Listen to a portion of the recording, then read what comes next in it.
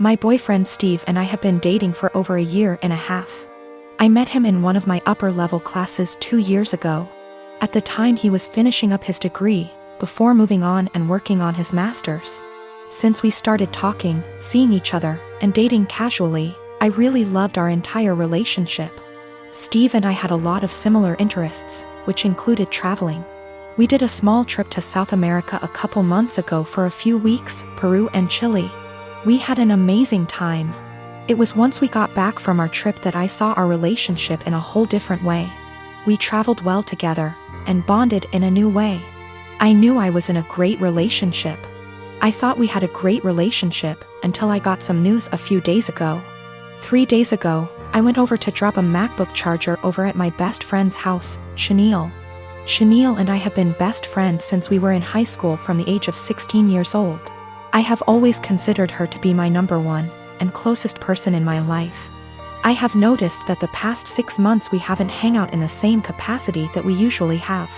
Both of us have been busy with our lives, school, work, relationships, etc. But I kinda got the feeling after this past year of university around April that she was starting to move away. She had a bad with her ex that lasted under a year. He cheated on her with a coworker, and the rest is history. They broke officially around the end of January.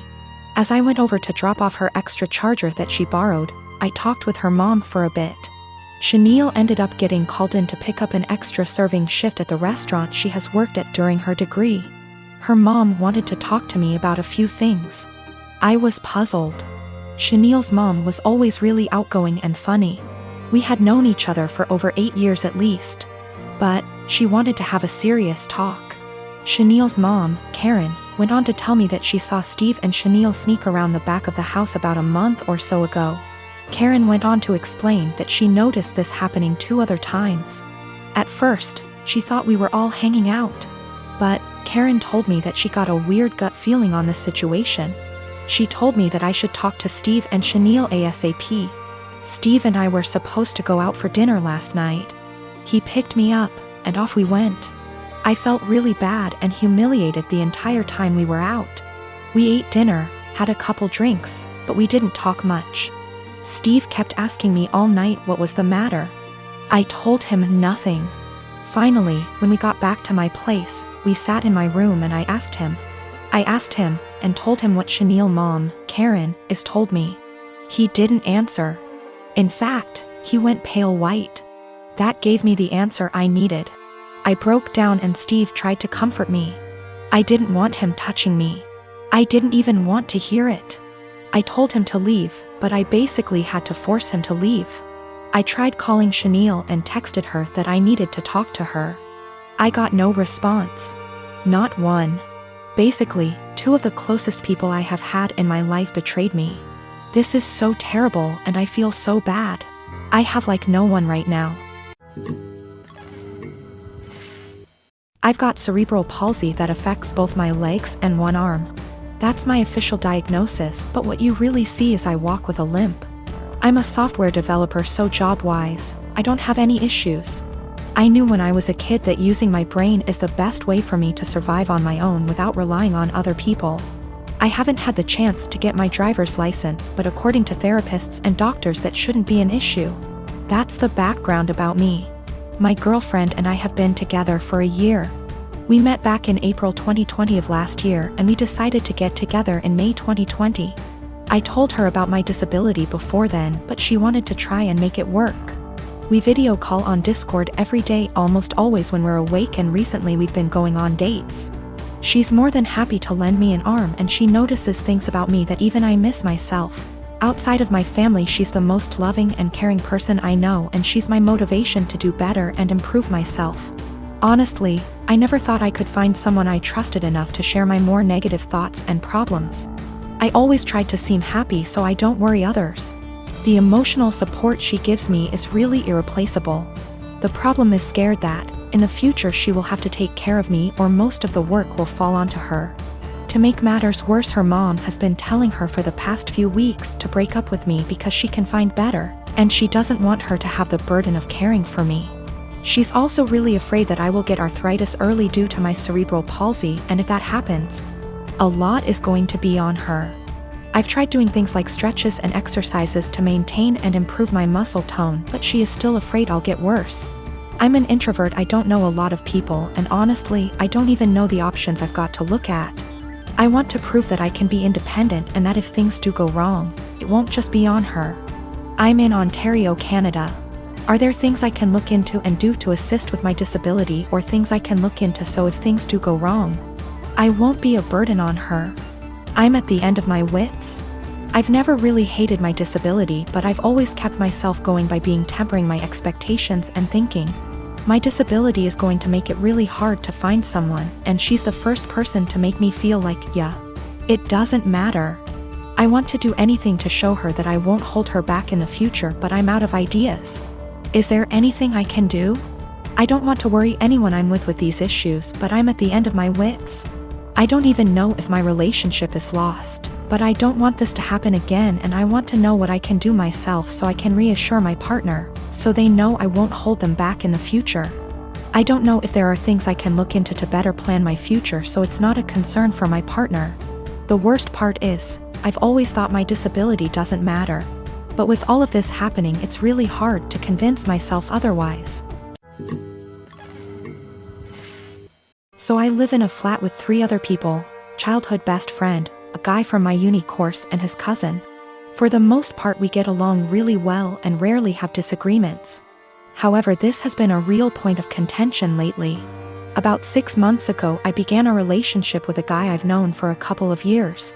I know it's still a fairly new relationship, but I really like him, he makes me really happy, and we're pretty serious about each other. Up until recently, he would come visit me at my flat 3 to 4 times a week. This was mostly due to the fact that I have chronic fatigue and going on proper dates can be really challenging for me. Instead of going out to dinner or a film or whatever, we'd just chill in my room or the living room, watch TV and get takeout or cook together. I didn't really consult anyone about this, Bex to say. All the other flatmates have their partners over as often if not more so, and he rarely spends the night and usually leaves before 10 p.m. because of his work schedule. So the issue, 2 weeks ago, comes to me and tells me that I need to stop having my boyfriend over because it's starting to get annoying. I asked her why, and she said it's irritating to have someone who doesn't live there skulking around all the time. I pointed out that her boyfriend sleeps over 3 nights a week and thus is here more often than mine, and she claimed that was different because they've been together for 11 years and are moving in together once her lease is up. She said she's discussed it with the other flatmates and they've all agreed he needs to stop coming over or he has to chip into the rent, because it's getting ridiculous. Note, nobody else's partner chips in on the rent. I confirmed with the other 2 that yes, this is an agreement they've made. Though my best friend said basically made her agree by threatening to cut off the Wi-Fi and utilities, which are in her name, if she didn't. I asked if this rule applies to everyone, but apparently it's just me. I pointed out that it's unfair and was basically told to deal with it. My potential assholery, I've begun loudly insisting that if my partner isn't allowed to come over, neither is anybody else's. If I answer the door to anyone's partner, I'll send them away. If I come home and someone's partner is there, I'll make a point to mention that I thought we weren't having partners who don't pay rent over anymore. I've asked boyfriend over and over how much rent he's paying and pretend to be affronted and make a fuss when he says he doesn't. Everyone's pretty pissed at me and is telling me I'm being unreasonable. I know I'm being petty, but I think it's unreasonable that there's one rule for me and another for everyone else, and I'm trying to make that point. Am I really the asshole here? Some questions people keep asking. If I knew of something my boyfriend was doing to be annoying / if anyone had told me that he was doing something, I'd have included it. I'm not aware of anything he does, and when I ask why I doesn't like him, I just get a shrug and just do. I will also state I'm bi, and she's never had an issue with any female partners I've had. We don't hang out in the living room much. We literally only use it if there's something we want to watch that I can't get on my bedroom TV and there's nobody else in there. We use the kitchen more often than the living room, but honestly even that isn't that often. We eat far too much takeout pizza rip. A lot of people seem confused, so just clearing up who's who in the situation. The one who brought all this up is not my best friend. Not to get too much into a tangent, but basically just over a year ago I was moving out of halls at university and was looking for a new place, so we decided to move in together. At the same time, a dude, from my course was looking for a flat share. We couldn't find a 3-bed but found a really nice 4-bed, and he mentioned his cousin was also looking for somewhere to live, so she got on board too. I only met her last year and we don't really know each other very well. By chronic fatigue I mean chronic fatigue syndrome. Sorry, that's apparently so unclear. I am a 45 years old woman, my husband and I have a 15-aunt daughter Kate and a 9-year-old son Sam. My husband has a brother and a 40-year-old sister, Eva. Eva and her husband James have a daughter, Allegra. She is also 15 years old. Kate and Allegra have always been compared in the family. From the time they were born, it seemed to be a competition of who would walk first, talk first, do more, achieve more. And Allegra was always first. I won't go too much into detail about Allegra because that's not really the point, but I will say she's a beautiful, intelligent, truly one-of-a-kind girl, and her parents have done a great job raising her. My in-laws fell in love with her and think she hung the moon. This bothered me and made me sad for Kate, but I let it go for the most part. There's no doubt in my mind that they love all the kids equally, but out of the 2 girls you can tell who they admire more. Every summer, the whole family visits a holiday home that Eva shares with my in-laws. Over the summer, Kate met a boy, Luke, who was also holidaying in the area. They started dating. This was Kate's first experience with boys. Allegra had friends who were nearby, so for our first few weeks we didn't see her much. About 3/4 of the way through the holiday, Kate invited the boy she'd been seeing to dinner. Allegra was told to come and afterwards she would be going to a party. At the dinner, it was clear that Luke was very attracted to Allegra. After dinner, Luke decided he would go to the party Allegra was going to as he had also been invited. They both asked Kate to go, but she wasn't allowed and was very upset. My husband and I felt it was not a safe or appropriate environment at her age. Eva informed us, because she knows we do not allow Kate into these environments, that it was an adult party, where there would be drinking and possibly other things going on. Allegra has grown up in a place where these kind of things are much more normal. And Eva and her husband made the choice to let Allegra live those experiences. From what I know and have seen, she handles it exceptionally and it has not caused any issues. However, it is not the way we have chosen to parent Kate, and so we didn't allow her to go. The next morning, Allegra came downstairs and asked to talk to me and Eva. She said at the party Luke was flirting with her and showed her some messages he'd sent her. We decided we would all talk to Kate. Kate spent the next 2 days miserable. When she finally came out of her room, Kate was caustic and everyone was getting a bit fed up with her attitude. Eventually, my father-in-law jokingly said, "Your mistake was introducing him to Allegra. How did you think that was going to go for you?" My mother-in-law told him off but added that Luke handled it terribly, but the outcome was sort of inevitable. Kate left the table in tears.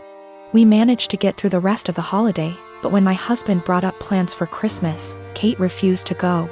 She said she couldn't bear being ridiculed by her own family and constantly compared to Allegra. After seeing how much this was affecting her, I spoke to my husband and said we shouldn't go. He argued that it would be wrong to let Kate take away time with family just because of a boy.